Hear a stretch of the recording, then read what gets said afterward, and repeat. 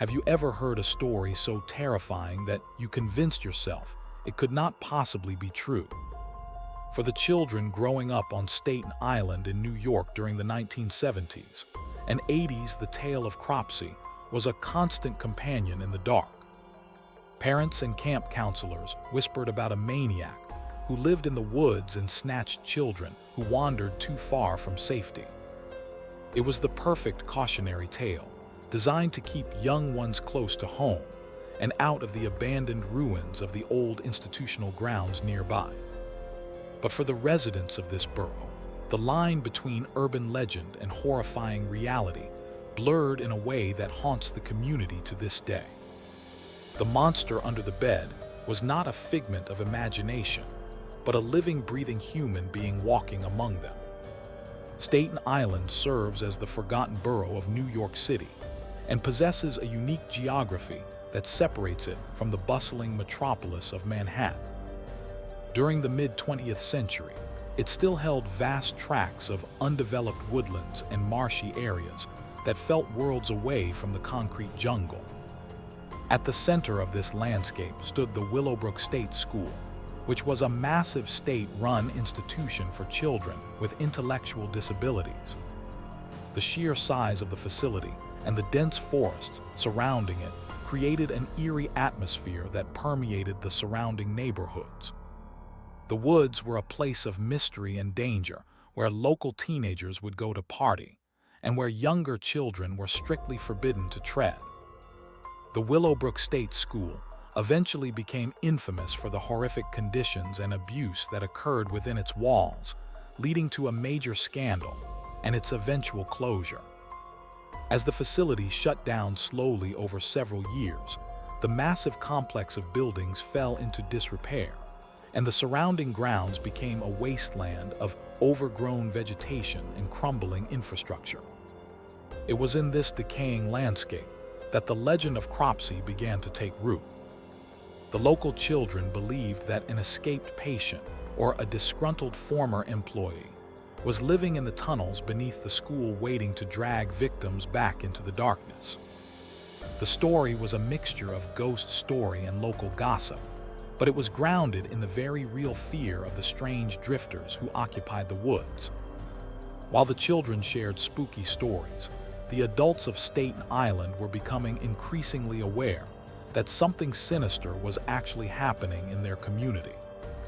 Between the years of 1972 and 1987, several children vanished from the area, leaving behind grieving families and a police force that seemed unable to stop the tide of disappearances. These were not runaways or custody disputes, but true abductions where children were taken in broad daylight or from safe neighborhoods. The atmosphere on the island shifted from a suburban idyll to a place of suspicion and dread, where every stranger was a potential threat, and the woods were strictly off limits. The first case that truly signaled the beginning of this reign of terror involved the disappearance of young Alice Pereira in 1972. She vanished while playing in a building lobby, and despite an exhaustive search, no trace of her was found. The community was shaken, but many hoped it was an isolated incident. However, the pattern continued, with other children vanishing over the years, including 7-year-old Holly Ann Hughes in 1981. Holly went to the store to buy soap and never returned home. Witnesses reported seeing her walking with a man, but the leads went cold, and her parents were left in a state of agonizing limbo, waiting for answers that would take decades to arrive. As the years passed, the list of missing children grew, and the legend of Cropsey began to merge with the news reports.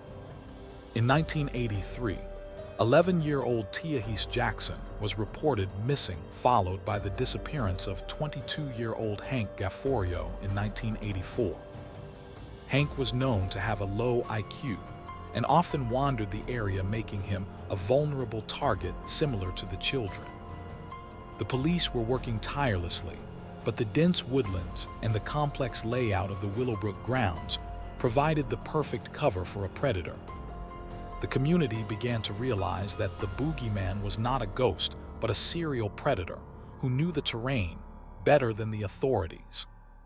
The breaking point for the community came in July of 1987 with the disappearance of 12-year-old Jennifer Schweiger. Jennifer was a sweet girl with Down syndrome who vanished from her neighborhood on a warm summer day. Her disappearance galvanized the entire island, and thousands of volunteers joined the search efforts. Unlike previous cases where the trail went cold, quickly witnesses reported seeing Jennifer walking with a man near the grounds of the Willowbrook State School. This sighting focused the investigation directly on the abandoned institution and the dense woods that the local children had feared for so long. The search for Jennifer Schweiger was one of the most extensive in New York City history. Police officers and volunteers combed through the thick underbrush and explored the dilapidated buildings of the Willowbrook complex. The heat was oppressive and the terrain was treacherous, but the searchers were driven by a desperate hope to find the little girl alive. As they pushed deeper into the woods, they discovered makeshift campsites and signs of habitation, suggesting that people were indeed living in the forest, just as the legends had claimed. The reality of the situation was becoming grimly clear as the search days turned into weeks. During the search for Jennifer, the investigators stumbled upon a campsite that seemed particularly suspicious. It was located in a secluded area of the woods near the old facility and contained various items that suggested a long-term occupant. While examining the area, searchers made a horrific discovery. Buried in a shallow grave nearby were the remains of Jennifer Schweiger. The discovery shattered the hope of the community and confirmed their worst fears. The predator was real, and he was operating right in their backyard. The location of the body so close to the campsite provided the police with their first solid link to a suspect. The man linked to the campsite was a drifter named Andre Rand. Andre Rand was a former orderly who had worked at the Willowbrook State School during its operation and had continued to live in the woods surrounding the facility after it closed. He was a familiar figure to some in the area, known for his disheveled appearance and strange behavior. To the children who saw him, he was the embodiment of the Cropsey legend. To the police, he was the prime suspect in the murder of Jennifer Schweiger and potentially responsible for the other disappearances that had plagued the island for nearly 2 decades. Andre Rand fit the profile of the Boogeyman perfectly. He was intimately familiar with the tunnels and grounds of Willowbrook, having worked there and lived there for years. He was known to associate with the homeless population that occupied the woods and had a history of erratic behavior. Police dug into his background and found a disturbing pattern of offenses and a connection to the very institution that was the center of the local folklore. The investigation revealed that Rand had been seen with Jennifer Schweiger shortly before she vanished, placing him squarely at the center of the crime.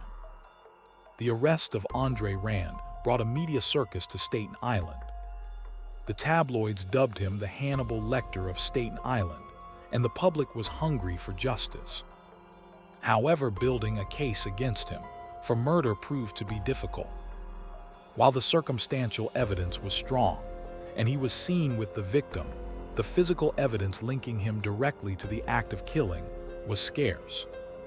The decomposition of the body and the time that had passed made forensic analysis challenging.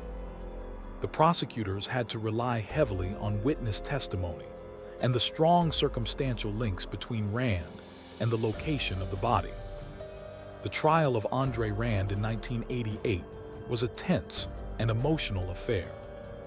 The families of the missing children attended hoping for answers about their own loved ones.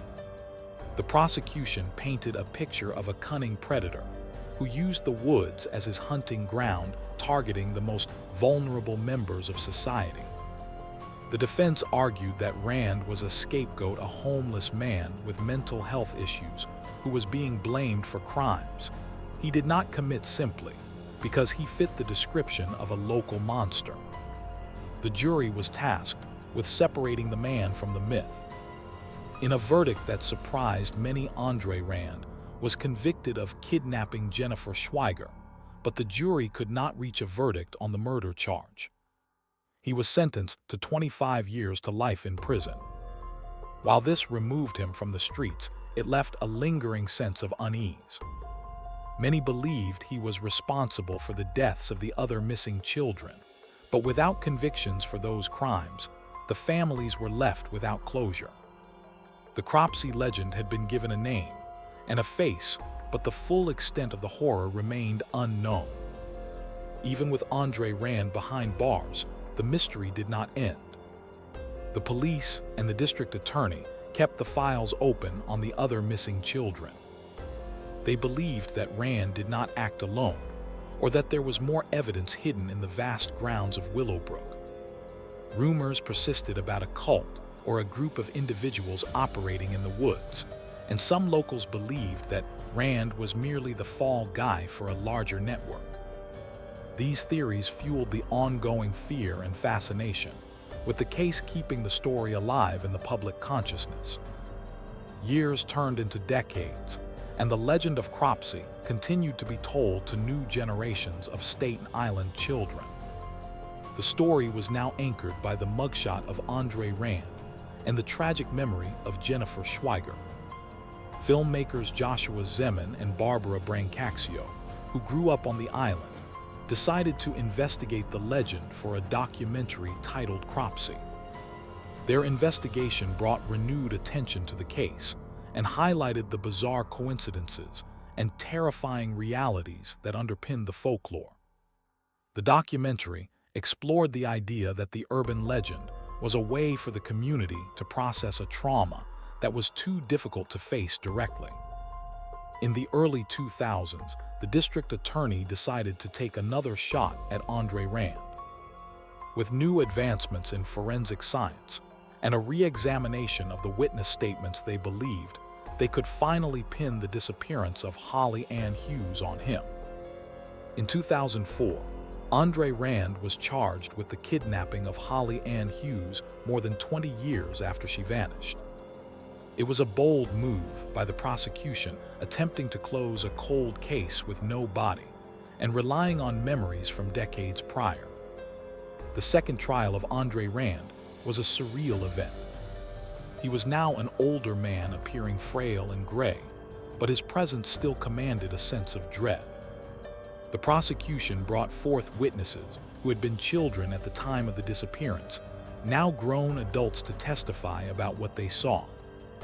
They reconstructed the timeline of that day in 1981, arguing that Rand had lured the little girl away. The defense again argued that there was no physical evidence and that the memories of witnesses were unreliable after so much time. Despite the lack of a body, the jury found Andre Rand guilty of kidnapping Holly Ann Hughes. This second conviction effectively ensured that he would never breathe free air again. For the family of Holly Ann Hughes, it was a moment of long-awaited justice, even though they still did not have her remains to bury. The verdict solidified Rand's status as the real-life boogeyman of Staten Island, confirming that he was responsible for preying on the community's children over a span of many years. Throughout his incarceration, Andre Rand has maintained a stoic silence. He has never confessed to the crimes, nor has he offered any information about the location of the bodies of the other missing children. His refusal to speak has only added to the mystique and horror surrounding him. He remains a cipher, a blank slate onto which the community projects its fears. Letters sent to him by journalists and investigators are often returned with rambling, incoherent ramblings or silence, leaving the true motives and details of his crimes locked inside his mind. The connection between Andre Rand and the Willowbrook State School remains one of the most disturbing aspects of the story. The institution itself was a place of human misery, where vulnerable children were neglected and abused. That a predator like Rand emerged from this environment seems almost inevitable in hindsight. It serves as a dark reflection of how society treats its most vulnerable members. The ruins of Willowbrook have since been largely redeveloped into the College of Staten Island, but the history of the land is stained by the events that took place there. The physical transformation of the Willowbrook grounds has not erased the psychological scars left on the community. The College of Staten Island now stands where the old institution was, but students and faculty still share stories of the past. The tunnels that Rand used to navigate the area have been sealed or destroyed, but the knowledge of what happened there remains. The geography of Staten Island is permanently marked by the tragedy and the locations where the bodies were found, or where the children were last seen, are quiet memorials to a loss of innocence.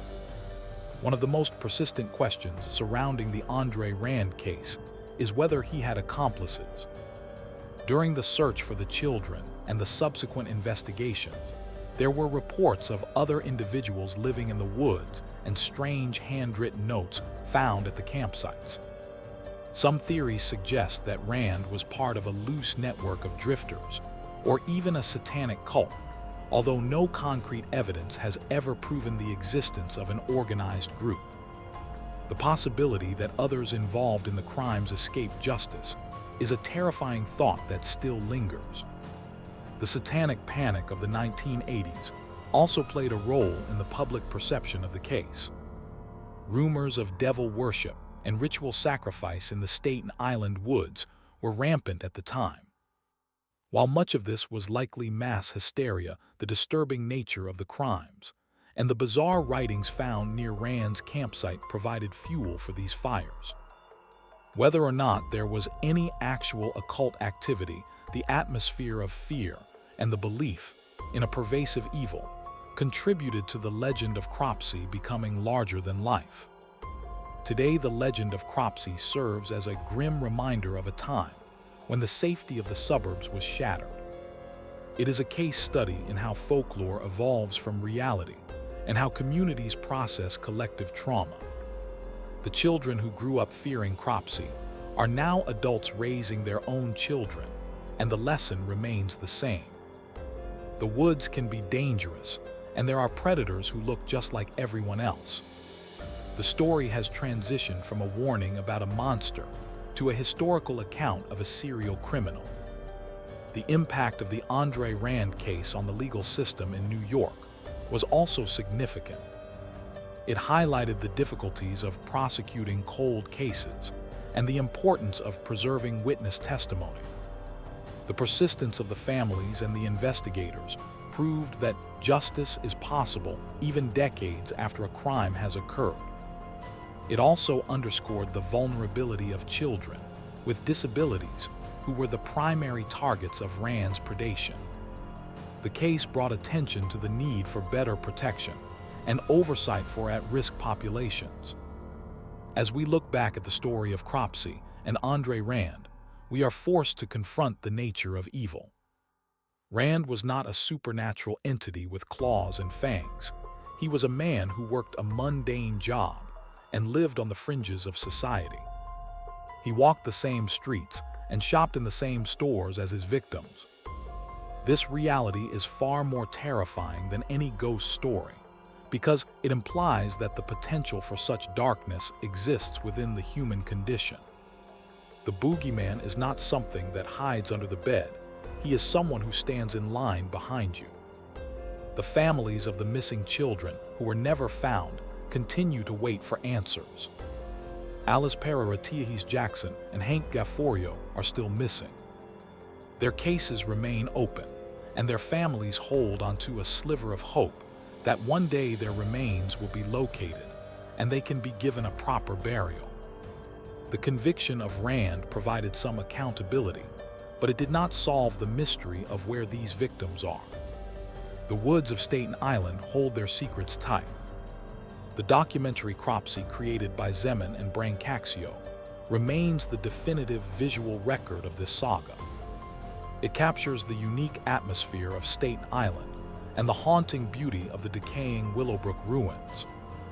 It also provides a platform for the families to tell their stories, ensuring that the victims are remembered as people and not just footnotes in a horror story. The film demonstrates the power of media to reignite interest in cold cases and to force a re-examination of the past. Ultimately, The Legend of Cropsey is a tragedy of immense proportions. It is the story of a failed institution, a neglected community, and the loss of innocent lives. It exposes the cracks in society where the vulnerable can fall through and where predators can operate with impunity. The name Cropsey will forever be synonymous with the fear felt by the children of Staten Island, but it should also serve as a memorial to Jennifer, Holly, Alice, Hughes, and Hank. Their stories are the true reality behind the myth. The woods of Staten Island are quieter now. The ruins of Willowbrook are mostly gone, replaced by modern academic buildings and manicured lawns. But for those who know the history, the shadows still seem a little longer, and the rustling of the leaves a little more ominous.